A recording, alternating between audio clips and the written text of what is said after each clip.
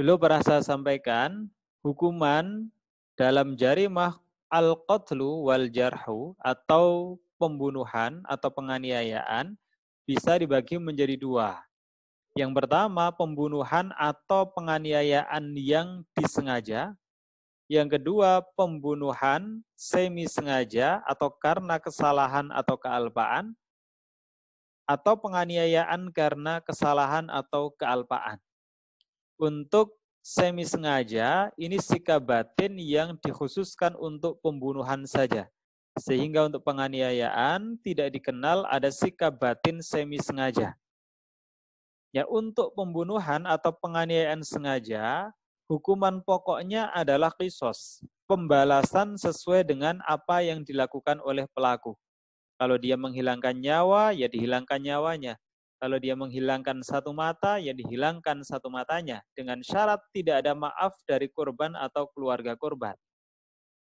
Nah, jika ada maaf dari korban atau keluarga korban, maka qisas ini akan berubah menjadi diat atau ganti kerugian. Dan kalau dimaafkan secara mutlak, baik oleh korban maupun keluarga korban, maka bukan berarti pelaku pembunuhan atau penganiayaan sengaja tidak dijatuhi hukuman. Karena bagaimanapun perbuatan membunuh dan menganiaya merupakan perbuatan yang tercela. Karena itulah ketika korban atau keluarga korban menyatakan sudah kami maafkan, termasuk tidak perlu membayar ganti kerugian. Nah, maka pelaku pembunuhan atau penganiayaan sengaja tetap dijatuhi hukuman tetapi takzir atau hukuman yang ditetapkan oleh ulil amri. Ya, plus kalau menurut Imam Syafi'i adalah hukuman kafarat, hukuman vertikal sebagai tambahan dari hukuman takzir, yaitu berupa puasa 2 bulan secara berturut-turut. Kemudian untuk pembunuhan semi sengaja atau karena kesalahan atau kealpaan. Demikian juga untuk penganiayaan karena kesalahan atau kealpaan. Ya, hukuman pokoknya bukan qisas. Qisas itu hanya diperuntukkan untuk pembunuhan atau penganiayaan sengaja saja. Tapi untuk yang tidak sengaja, maka hukuman pokoknya adalah diat. Jika tidak ada maaf dari korban atau keluarga korban. Tapi jika ada maaf dari korban atau keluarga korban, maka tetap dijatuhi hukuman, yaitu hukuman takzir atau hukuman yang ditetapkan oleh ulil amri. Plus kalau menurut Imam Syafi'i adalah hukuman kafarat. Artinya hukuman vertikal yang digunakan sebagai tambahan dari takzir, yaitu berpuasa 2 bulan secara berturut-turut sebagai tebusan atas kesalahan yang dia lakukan. Nah, sekarang yang akan saya bahas terkait dengan hukuman diat. Karena qisas kemarin sudah saya sampaikan. Nah, bagaimana terkait dengan ketentuan diat? Diat secara umum dibagi menjadi dua, yaitu diat mughaladoh atau denda yang berat dengan diat mukhofafah, yaitu denda yang ringan. Apa itu diat mughaladoh? Diat mughaladoh ini bentuknya adalah 100 ekor unta. Tetapi komposisinya harus terdiri atas 30 ekor hikoh atau unta betina yang umurnya 3 tahun atau sebelum 4 tahun. Kemudian 30 ekor jada'ah, unta betina yang berumur 4 tahun sampai sebelum 5 tahun. Dan 40 ekor khalafah, unta betina yang sedang hamil atau bunting. Jadi komposisi dari diat mughaladoh, dari 100 ekor unta itu 30 ekor unta adalah hikoh, unta betina berumur 3 tahun sampai sebelum 4 tahun. 30 ekor jada'ah, unta betina berumur 4 tahun sampai sebelum 5 tahun. Dan 40 ekor khalafah, unta betina yang sedang bunting atau hamil. Nah, diat mughaladoh ini adalah diat yang berat. Diberlakukan terhadap siapa? Yang pertama, diat mughaladoh ini diberlakukan terhadap pelaku pembunuhan sengaja yang dimaafkan oleh keluarga korban. Dengan syarat diyat mughaladah ini dibayarkan secara tunai, tidak diangsur. Jadi kalau ada orang melakukan pembunuhan sengaja, kemudian dimaafkan oleh keluarga korban, maka diganti dengan diatnya berupa diyat mughaladah, yang dibayarkan secara tunai, tidak diangsur. Kemudian diyat mughaladah juga diterapkan dalam kasus pembunuhan semi sengaja. Tetapi bisa dibayarkan selama 3 tahun, artinya diangsur selama 3 tahun dengan pembagian setiap tahunnya dibayarkan sepertiga dari sejumlah diyat mughaladah tersebut. Jadi orang yang melakukan pembunuhan semi sengaja atau serupa sengaja, maka dia akan dikenai hukuman pokok berupa diyat mughaladah yang bisa dibayarkan dengan cara diangsur selama 3 tahun dan setiap tahunnya dibayarkan sepertiga dari diyat mughaladah sesuai dengan ketentuan. Yang ketiga, diyat mughaladah juga diperuntukkan dalam kasus pembunuhan karena kesalahan, tetapi yang dilakukan di tanah haram atau di Makkah. Jadi Makkah itu dikatakan sebagai tanah haram karena di sana sangat dianjurkan untuk tidak melakukan kemaksiatan. Nah, ketika ada orang perbuatannya mengakibatkan matinya orang lain, sekalipun dengan sikap batin karena kesalahan atau kealpaan, maka diyatnya adalah diyat yang berat atau diyat mughaladah. Kenapa? Karena dilakukan di tanah haram. Sama halnya dengan pembunuhan karena kesalahan, tetapi dilakukan di bulan-bulan haram. Apa itu bulan-bulan haram? Zulqa'dah, Dzulhijjah, Muharram, dan Rajab. Di 4 bulan ini sangat dianjurkan untuk tidak melakukan kemaksiatan. Maka ketika ada orang melakukan kemaksiatan dengan melakukan pembunuhan sekalipun karena kesalahan, maka dia akan dijatuhi hukuman pokok berupa diyat mughaladah. Jadi misalnya ada orang naik motor nabrak orang, kok dia melakukannya di bulan Dzulqa'dah, Dzulhijjah, Muharram, atau Rajab, maka akan dikenai hukuman pokok diyat mughaladah. Sama halnya ketika ada orang naik motor atau mobil di Makkah nabrak orang mati, maka dia akan dikenai hukuman pokok berupa diyat mughaladah atau denda yang berat. Nah, dan yang kelima, diyat mughaladah ini diterapkan dalam kasus pembunuhan karena kesalahan yang dilakukan terhadap mahramnya. Nah, biasa orang menyebut muhrim, tapi yang benar itu mahram. Kalau muhrim itu orang yang berihram kalau melaksanakan ibadah haji dan umroh. Tapi kalau orang yang haram dinikahi itu disebut dengan mahram. Ya, kalau orang melakukan pembunuhan terhadap mahramnya, kecuali pembunuhan orang tua terhadap anaknya, kan dulu pernah saya sampaikan, la yuqtalul walid biwaladihi, tidak dibunuh orang tua yang membunuh anaknya. Kalau kita mau memaknai secara letterlek hadis itu. Nah, kalau pembunuhan terhadap mahram yang lain, yaitu pembunuhan terhadap adik kandung, pembunuhan terhadap kakak kandung, misalnya, itu pembunuhan terhadap mahramnya, atau pembunuhan anak terhadap ayah ibunya, terhadap kakek neneknya, itu adalah pembunuhan terhadap mahramnya. Maka sekalipun karena kesalahan, tapi karena kesalahan loh ya, misalnya naik motor, boncengin kakaknya atau adiknya, kemudian jatuh karena ketidakhati-hatian dia, yang diboncengin meninggal dunia, maka dia akan dikenai diyat mughaladah atau denda yang berat. Karena apa? Karena korbannya adalah mahram. Tetapi pembunuhannya adalah pembunuhan karena kesalahan atau karena kelalaian.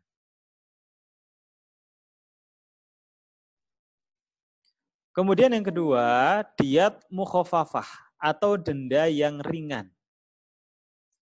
Sama, jumlahnya adalah 100 ekor unta, tapi terdiri atas 20 ekor hekoh unta betina yang umurnya 3 tahun sampai sebelum 4 tahun. Kemudian 20 ekor jada'ah, unta betina berumur 4 tahun sampai sebelum 5 tahun. 20 ekor bintalabun, unta betina umur lebih dari 2 tahun. 20 ekor unta ibnu labun, unta jantan umur lebih dari 2 tahun. Dan 20 ekor unta binta makhot atau unta betina yang umurnya lebih dari 1 tahun. Jadi sama-sama 100 ekor unta, tetapi komposisinya untuk diat mughaladah lebih mahal dibanding dengan diat mukhafafah atau denda yang ringan. Nah, diat ini diberlakukan dalam beberapa kasus. Yang pertama, kasus pembunuhan karena kesalahan. Selain dilakukan di tanah haram, bulan-bulan haram, dan korbannya bukan mahramnya. Tadi kalau pembunuhan karena kesalahan yang dilakukan di tanah haram, atau dilakukan di bulan-bulan haram, atau korbannya adalah mahram, maka diatnya adalah diat mughaladah atau diat besar. Tapi kalau selain di tanah haram, bulan-bulan haram, dan mahram, maka diatnya adalah diat mukhafafah atau diat ringan. Nah, dan dapat dibayarkan selama 3 tahun. Artinya bisa dicicil dan setiap tahunnya sepertiga dari ketentuan diat mukhafafah. Nah, kemudian yang kedua, diat mukhafafah ini juga diterapkan dalam kasus penganiayaan sengaja.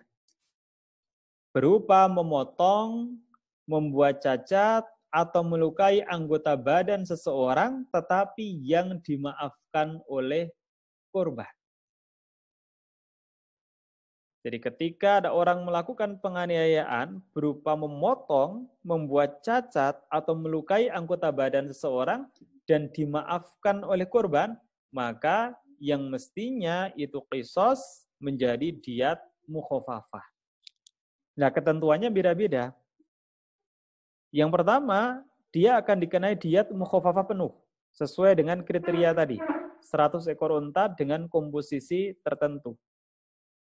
Nah, bila dia memotong 2 tangan, 2 kaki, 2 telinga, hidung, lidah, 2 bibir, kemaluan, merusak 2 mata, tempat keluar suara, penglihatan atau pendengaran.